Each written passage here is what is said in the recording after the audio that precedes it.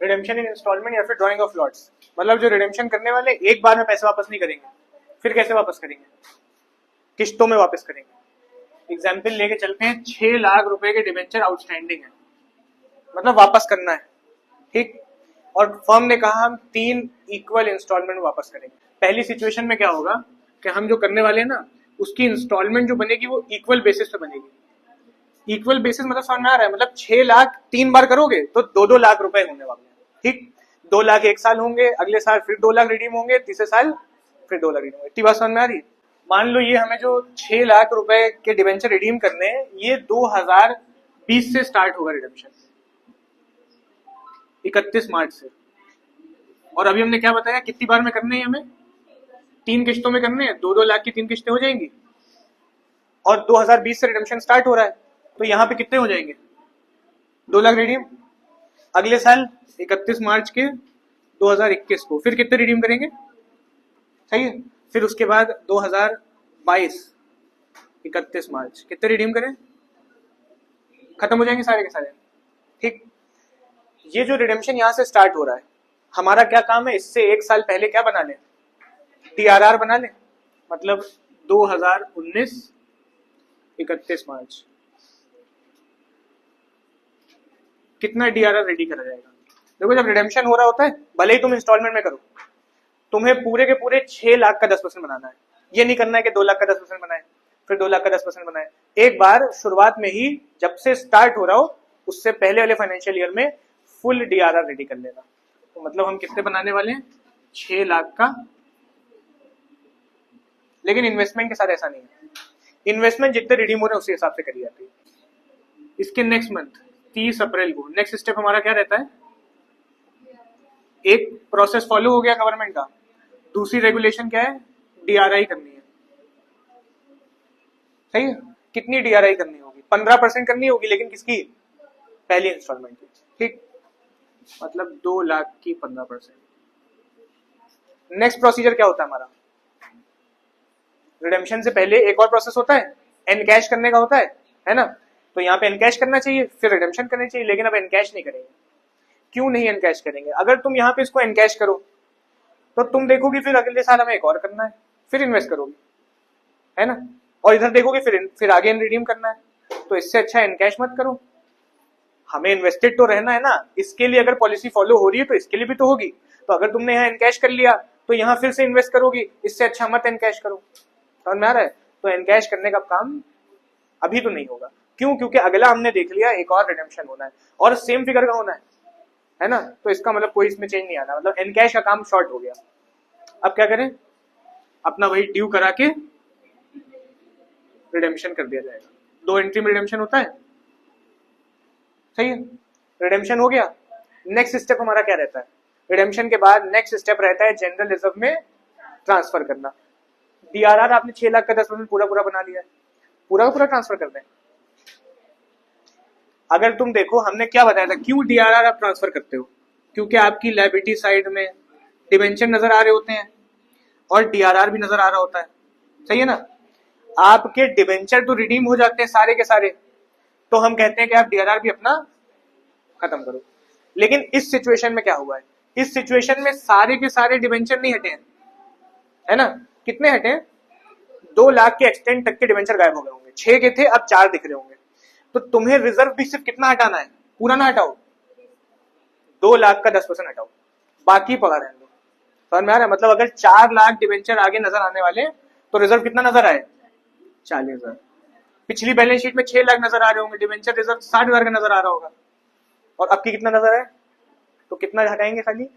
इसके बाद next step रहेगा हमारा डीआरआर ट्रांसफर करा जाएगा किसमें, जनरल रिजर्व में, और कितना 2 लाख का 10% से हर स्टेप में ट्रांसफर हो जाएगा। नेक्स्ट स्टेप क्या है, ये तो मेरे खत्म हो गए ना, 2 लाख के खत्म हो गए। नेक्स्ट इनकी बारी आई है, पहला काम डीआरआर बनाओ लेकिन डीआरआर बना हुआ है, दूसरा काम डीआरआई बनाओ लेकिन डीआरआई बना हुआ है। तो क्या करें, एनकैश का काम आया, एनकैश करें, नहीं आगे फिर करनी है, ये भी मत करो। तो क्या करो, फिर सीधे की सीधे रिडेम्पशन करो भैया, ठीक है। रिडेम्पशन के बाद नेक्स्ट काम क्या करो, डीआरआर ट्रांसफर करो, किसमें, जनरल। कितना, 2 लाख का 10%। समझ में आ रहा है? इसके बाद क्या काम होता है, फिर से इन्वेस्टमेंट करी जाती है, डीआरआर बनाया जाता है, लेकिन दोनों काम रेडी चल रहे हैं, नहीं बनाएंगे। एनकैश करने का काम आता है नेक्स्ट, है ना, 2 के बाद थर्ड काम क्या आता है, एनकैश करने का। तो एनकैश करें, अब की बार कर लेंगे। क्यों कर लेंगे, क्योंकि आगे कुछ नहीं है ना, अभी भी पड़ा रहने दोगे क्या? समझ में आ रहा है? तो मतलब अब की बार हम क्या करने वाले हैं, एनकैश करने वाले हैं। क्यों एनकैश यहाँ पे नहीं करा था, रिडेम्पशन के बाद, रिडेम्पशन से पहले क्यों नहीं करा था, क्योंकि आगे किस्त थी। इसमें भी नहीं करा था एनकैश, क्यों नहीं करा था, आगे किस्त थी। अभी भी नहीं करेंगे क्या, अब तो आगे किस्त नहीं है ना, यहाँ से गेम खत्म होना है, तो एनकैश कर लिया जाए। इसके बाद क्या करें, और लास्ट स्टेप, डीआरआर को जनरल रिजर्व में ट्रांसफर। सेकेंड सिचुएशन है हमारी, 35 लाख रुपए के डिवेंचर आउटस्टैंडिंग है, सही है, 35 लाख के आउटस्टैंडिंग, और फिर से हम इसको किस्तों में करने वाले हैं। और जो किस्तें डिवाइडेड है वो इस तरीके से, 2019 के 31 मार्च को पहली किस्त हमें देनी है। कितने रुपए की देनी है, मतलब 5 लाख रुपए की होगी, 5,000 डिवेंचर तो 5 लाख रुपए की। इसके बाद नेक्स्ट जो किस्त हमें देनी है 2019 के 31 मार्च को, कितनी देनी है, फिर से 5 लाख की देनी है। थर्ड किस्त जो देनी है 2020, एग्जाम्पल बना रहे हैं, 2020 के 31 मार्च, और यहाँ पे कितनी करनी है, 7 लाख रुपए की करनी है। अभी देखो सब सिमिलर चल रहे थे, ये सेकंड केस है हमारा, इसके अंदर वैल्यू बदल गई है, इंस्टॉलमेंट सेम की नहीं है हर बार। नेक्स्ट जो करेंगे हम, फिर कब करेंगे, 31 मार्च 2021, कितनी कर रहे हैं, दोबारा 7 लाख कर रहे हैं, सही है। उसके बाद एक और किस्त 2022, 11 लाख रुपए की। 5 इंस्टॉलमेंट में हम रिडेम्पशन करने वाले हैं, और ये पांचों इंस्टॉलमेंट जो है अलग अलग नेचर की है, ये 2 सेम है, ये 2 सेम है, फिर इधर बदल गया है, और इधर ऐसा नहीं था। फिर से अपना वापस से काम पे आ जाए। पहला काम क्या करेंगे, 2018, इस एग्जाम्पल के हिसाब से हमें 2018 के 31 मार्च को डीआरआर रेडी कर लेना है। कितना कर लेना है, 10%, किस फिगर का, 35 लाख का, ठीक। नेक्स्ट प्रोसेस क्या होने वाला है, इसके बाद नेक्स्ट टाइम हम लोग क्या फॉलो करते हैं, डीआरआई बनाते हैं, है ना। डीआरआई कब बनाएंगे, 30 अप्रैल को।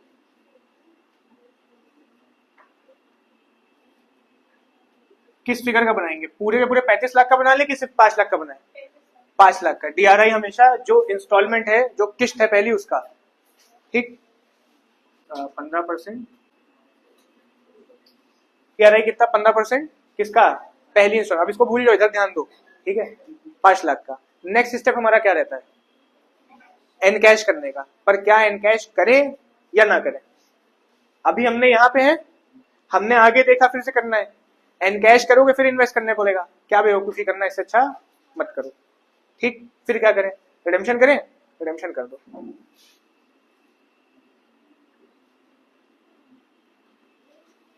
रिडेम्पशन की एंट्री बनाएंगे। अगला काम क्या करें, डीआरआर ट्रांसफर करो, जनरल में ट्रांसफर करो, कितना अमाउंट करो, सिर्फ जो रिडीम हुए, लॉजिक हमने तुम्हें बता दिया, ठीक है। मतलब नेक्स्ट स्टेप रहेगा, डीआरआर ट्रांसफर होगा किसमें, जनरलिज्म में। कितना, 5 लाख का 10%। कोई दिक्कत इसमें, एक किस्त खत्म, अगली किस्त की बात आ रही है, फिर से हमारे सारे प्रोसेस घूमने वाले हैं। हमें डीआरआर बनाना है, लेकिन डीआरआर ऑलरेडी बना चुके हैं, काम शॉर्ट। नेक्स्ट स्टेप हमें डीआरआई बनाना चाहिए, लेकिन डीआरआई ऑलरेडी बना हुआ है, एक और काम शॉर्ट। फिर हमें एनकैश करना चाहिए, लेकिन हमने अगली किस्त देखी तो नजर आई 5 लाख से ऊपर ही है, कम होती तो अलग केस होता, अभी तो 5 लाख से ऊपर जा रही है, 7 लाख की जा रही है, तो एनकैश करें, मत करो, ठीक। रिडेम्पशन करें, नेक्स्ट स्टेप क्या होता है, एनकैश के बाद स्टेप क्या है, रिडेम्पशन करने का, रिडेम्पशन कर देंगे, सही है।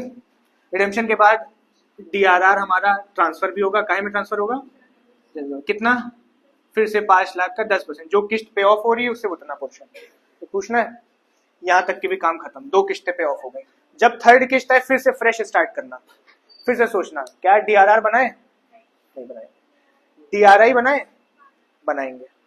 क्यों बनाएंगे, क्योंकि आपकी देखो 7 लाख हो चुकी है ना, तो मतलब डीआरआर तो नहीं बनाना है, लेकिन हमें क्या बनाना है, डीआरआई बनाना है, और इसी सेम डेट या फिर 30 अप्रैल को बनाना है डीआरआई।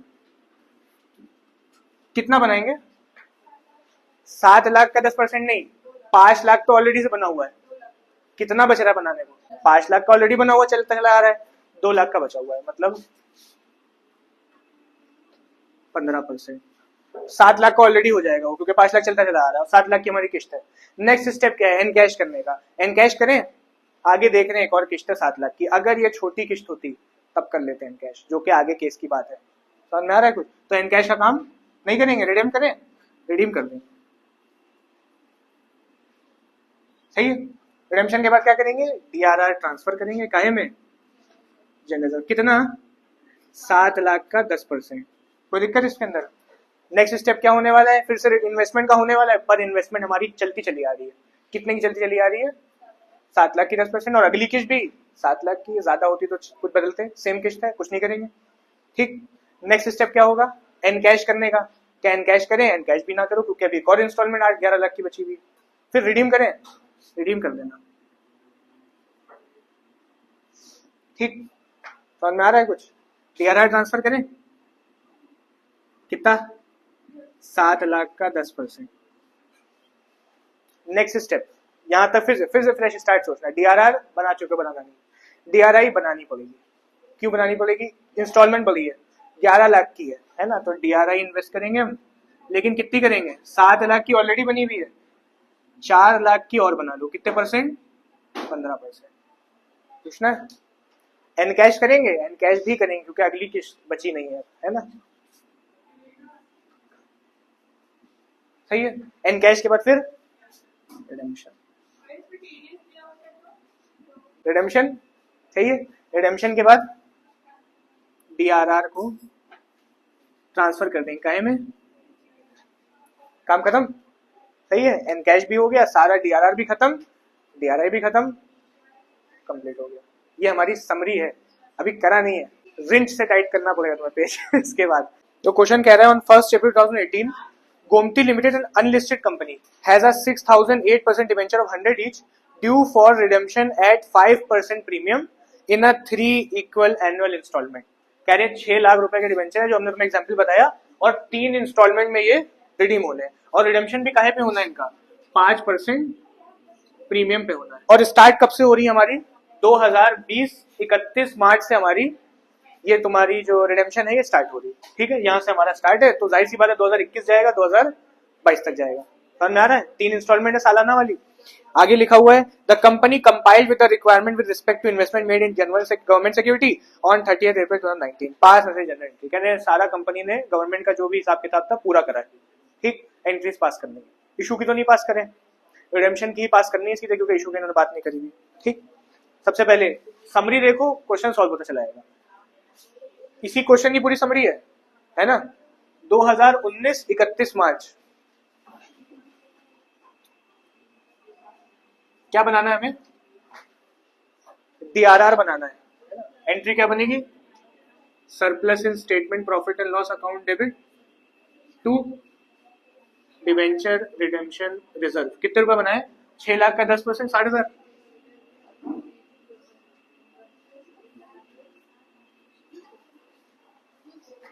इसके बाद इन्वेस्टमेंट करनी है हमें, उसी दिन अगले महीने में करनी है।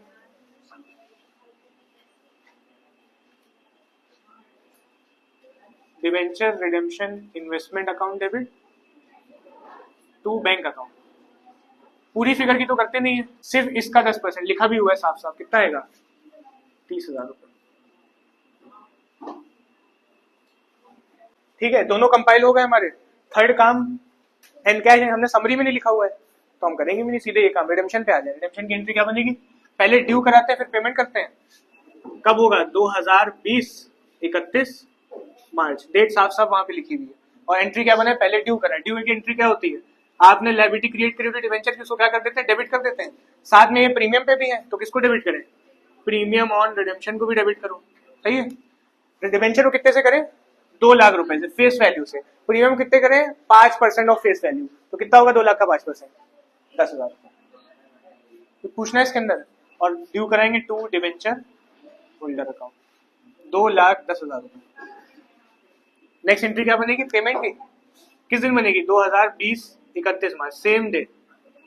Entry debenture holder account debit to bank account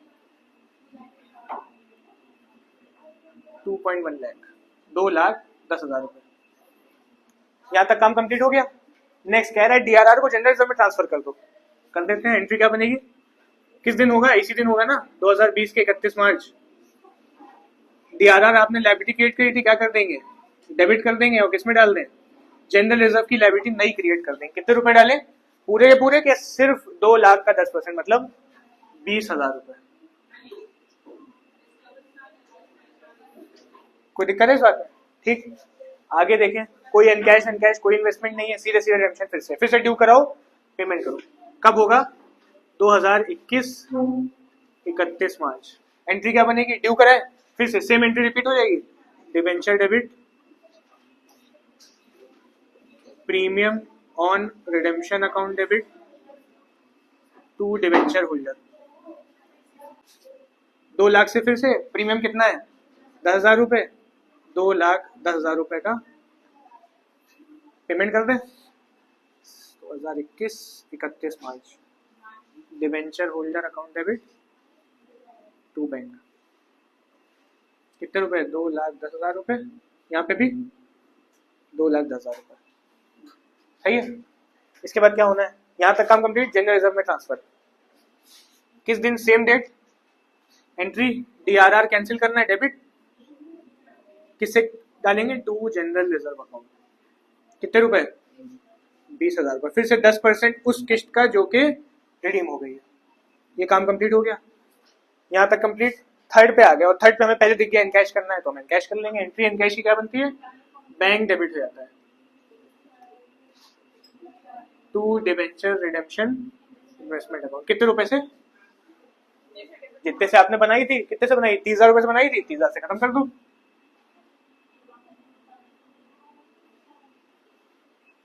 किस दिन एनकैश हुई होगी, इस डेट को, है ना। रिडेम्पशन के टाइम ही गल्ला खोला जाता है, तो वैसे ही टाइम है, वैसे ही उसी दिन, तो मतलब 2022 31 मार्च। नेक्स्ट काम क्या होगा, रिडेम्पशन का, 2022 सेम डे 31 मार्च। क्या डालें, ड्यू कराया जाए, है ना। Debenture debit premium on redemption account debit to debenture holder. Same amount पाने वाला, 2 लाख की किस्त है, और हमारा कितने 5% है, मतलब 10,000 रुपए प्रीमियम है, और 2,10,000 रुपए ड्यू करा दिए। पेमेंट कर दें।